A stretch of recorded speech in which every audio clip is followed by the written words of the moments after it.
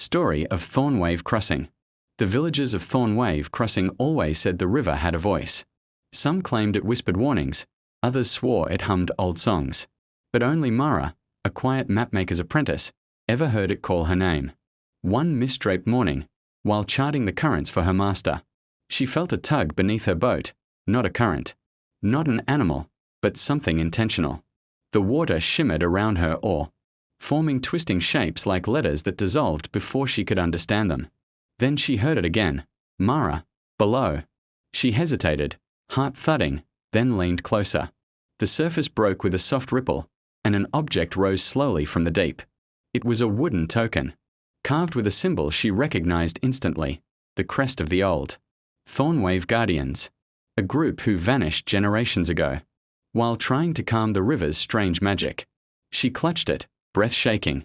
The token was warm, as if alive. Suddenly the fog thickened, swirling into a wall so dense she couldn't see the far bank. The water fell eerily silent. Then something surged upward, a towering form made of liquid silver and river foam.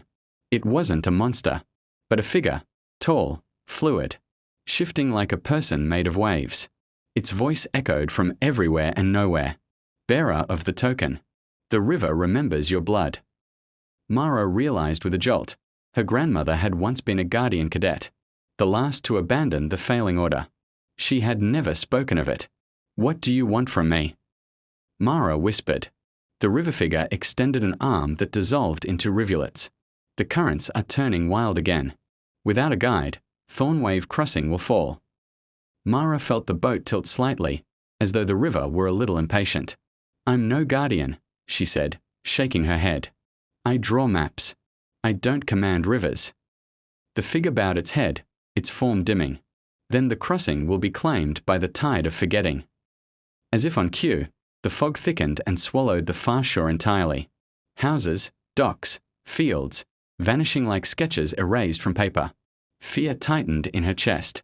She couldn't let the place she loved disappear.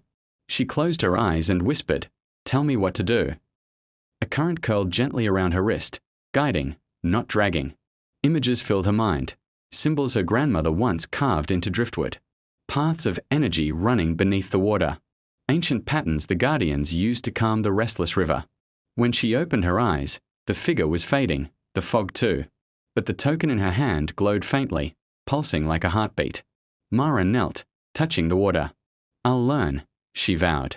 "Teach me." The river gave a low, relieved hum, carrying her boat forward as if cradling it. Thornwave Crossing slowly reappeared through the lifting mist, still there, but waiting. And so Mara became the first new guardian in a century, not by inheritance or training, but because the river itself chose her, and she chose it back.